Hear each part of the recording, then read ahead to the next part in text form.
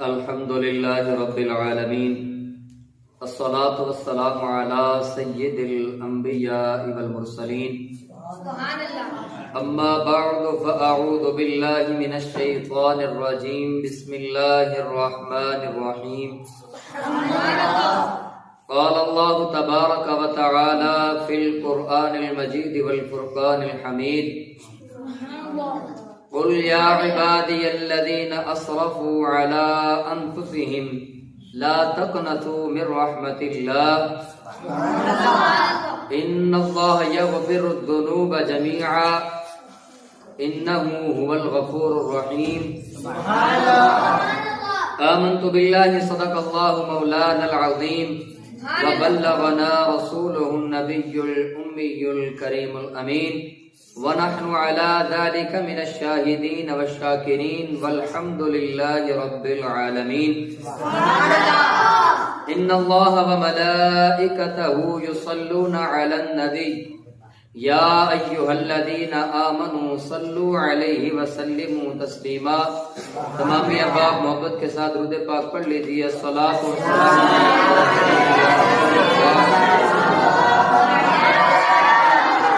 وعلى آلك وأصحابك يا سيدي يا حبيب الله. الصلاة والسلام عليك يا سيدي يا نبي الله وعلى آلك وأصحابك يا سيدي يا رحمة للعالمين. يا رسول الله انظر حالنا يا حبيب الله اسمع قالنا إننا في بحر هم مغرق خذ بأيدينا سهل لنا إشكالنا. يا صاحب الجمال ويا سيد البشر من وجهك المنير لقد نبر القمر لا يمكن الثناء كما كان حقه بعد از خدا بزرگ توئی قصہ مختصر. اللہ رب العزت نے قرآن پاک میں ارشاد فرمایا ہے قل یا عبادی الذین اسرفوا علی انفسہم لا تقنطوا من رحمت اللہ.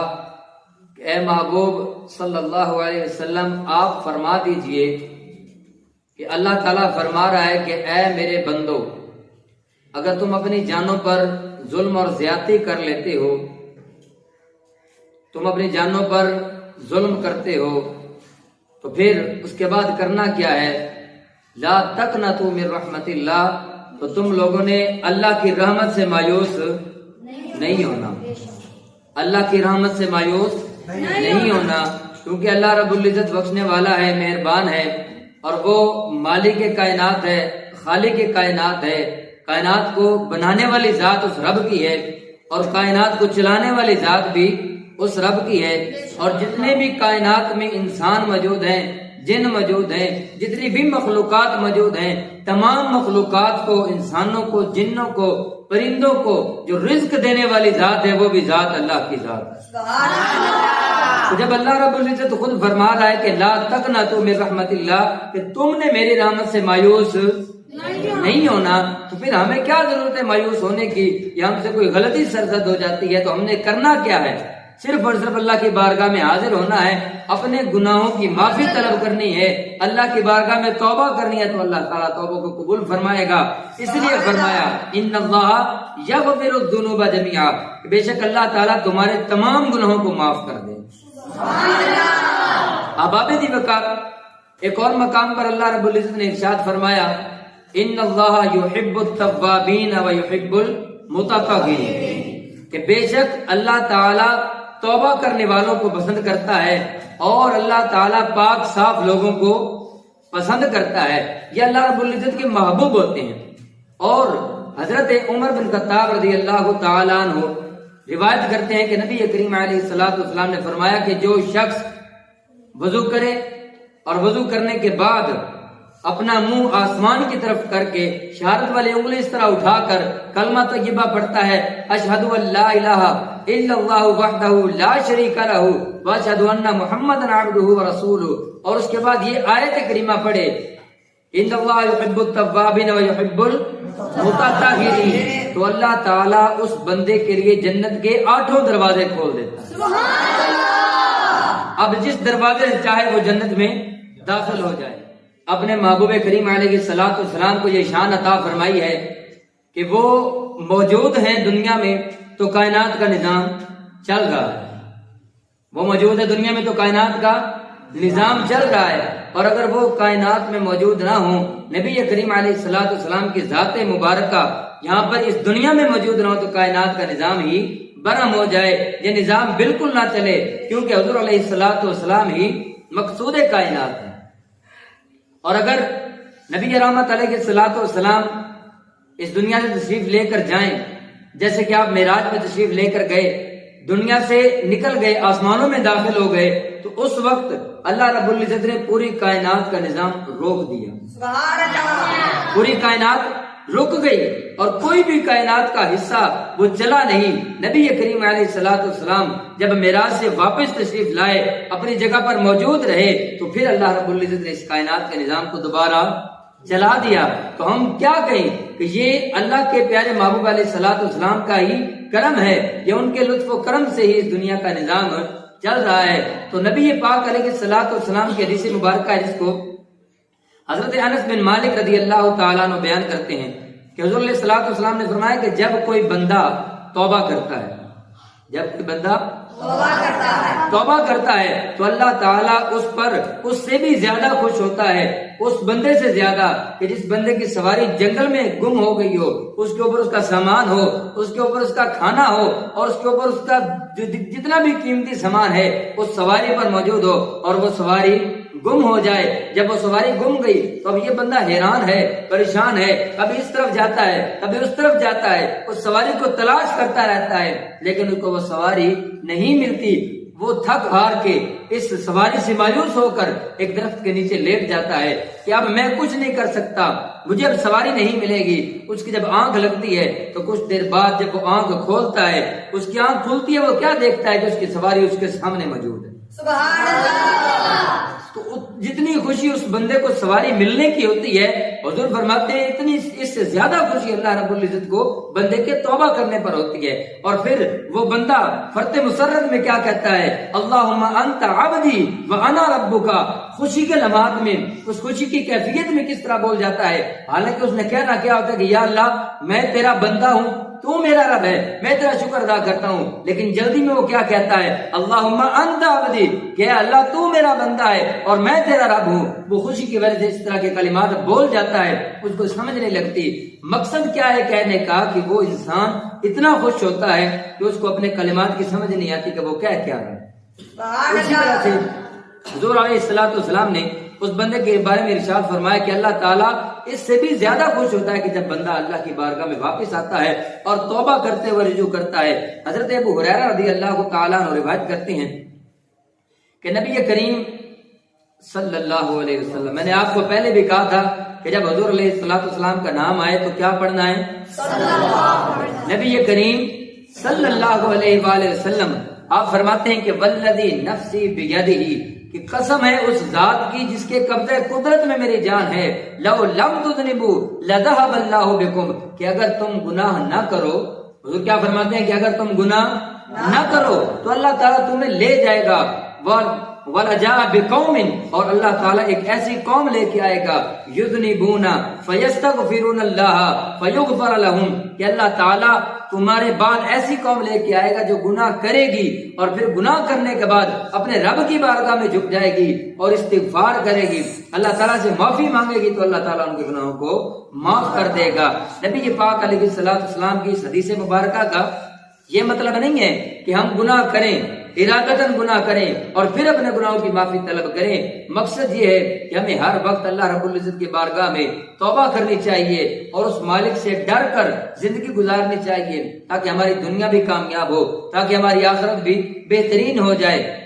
کہ جس طرح نبی پاک علیہ الصلوۃ والسلام کے دور میں کسی سے کوئی غلطی سرزد ہوتی، کوئی گناہ ہو جاتا، تو وہ گناہ کرنے کے بعد سرکار کی بارگاہ میں آ جاتا۔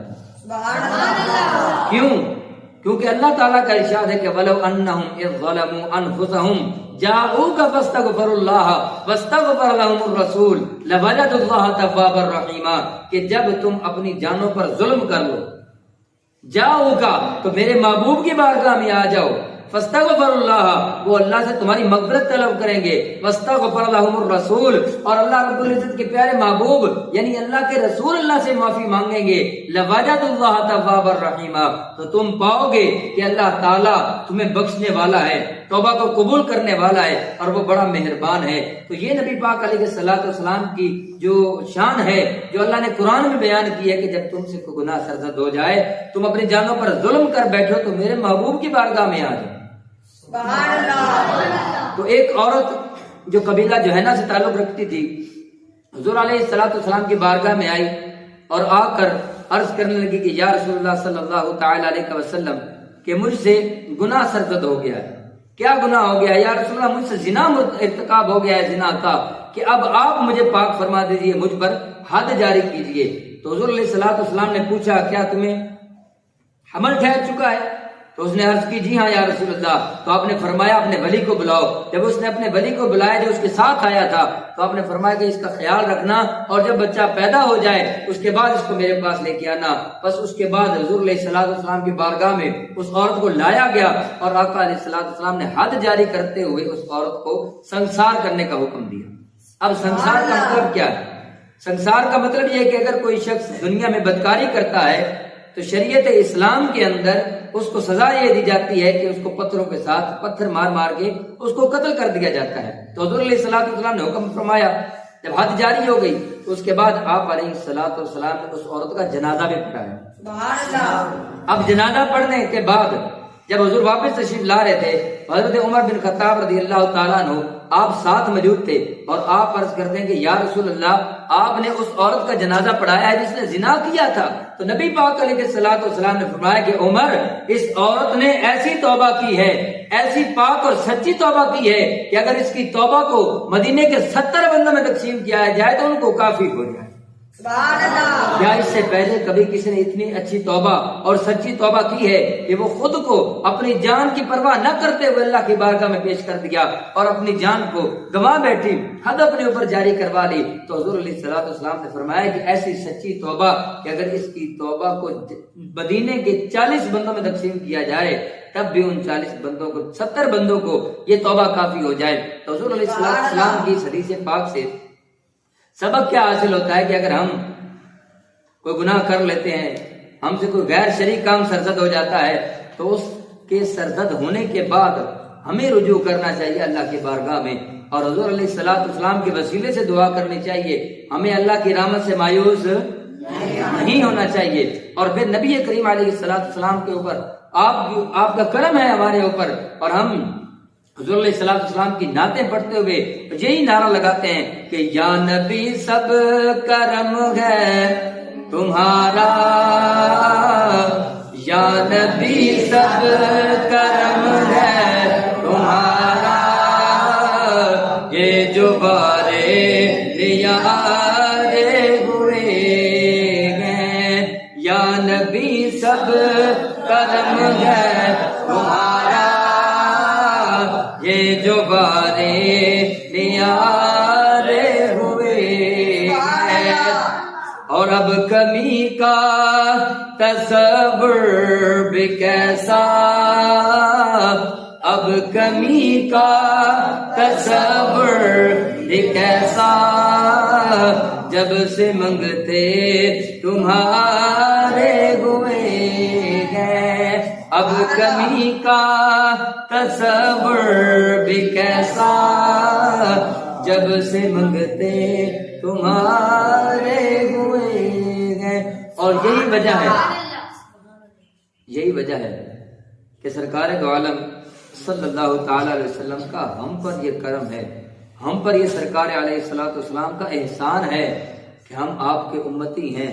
और अल्लाह रब्बुल इज्जत ने हम पर कितना करम फरमाया कि दुनिया में कितनी ज्यादा मखलूक है, कितनी इंसानियत है, कितने कबाल हैं, कितने ही नस्लें हैं, कितने ही लोगों के मुख्तलिफ किस्म के उनके दीन हैं, और उन तमाम अदियान से हटकर, तमाम लोगों से हटकर अल्लाह रब्बुल इज्जत ने हमें सिर्फ और सिर्फ इस्लाम में पैदा फरमाया, हम मुसलमानों में पैदा हुए। ये अल्लाह ताला का हम पर خصوصی کرم ہے، ہمیں اس پر شکر ادا کرنا چاہیے اور ہمیں اپنے گناہوں پر اکڑنا نہیں چاہیے، بلکہ ہم سے کوئی غلطی ہو جائے تو ہمیں یہ کوشش کرنی چاہیے کہ سب سے پہلے اللہ کی بارگاہ میں رجوع کریں اور اس مالک کے بعد اس کی بارگاہ میں آ کر سجدہ ریز ہوں اور اپنے گناہوں کی معافی طلب کریں تاکہ اللہ تعالی ہمارے تمام گناہوں کو معاف فرمائے۔ اور حضور غوث اعظم رضی اللہ تعالیٰ عنہ آپ فرمایا کرتے ہیں کہ توبہ کا مقصد کیا ہے، توبہ کا مطلب کیا ہے؟ توبہ کا مطلب یہ ہے کہ انسان اپنے رب سے یہ دعا مانگے کہ یا اللہ جو ہم سے گناہ سرزد ہو گئے ہیں، یا الہ العالمین جو ہم سے گناہ سرزد ہو چکے ہیں، جو ہم سابقہ گناہ کر چکے ہیں، یا اللہ ہم ان کی تیری بارگاہ سے معافی طلب کرتے ہیں اور آئندہ گناہوں سے بچنے کی دعا کرتے ہیں کہ مالک تو ہمیں آئندہ گناہوں سے محفوظ فرما۔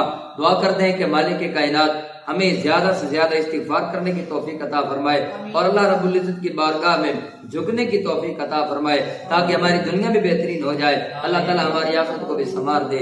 آمین بجاہ النبی الامین وآخر دعوانا ان الحمد للہ۔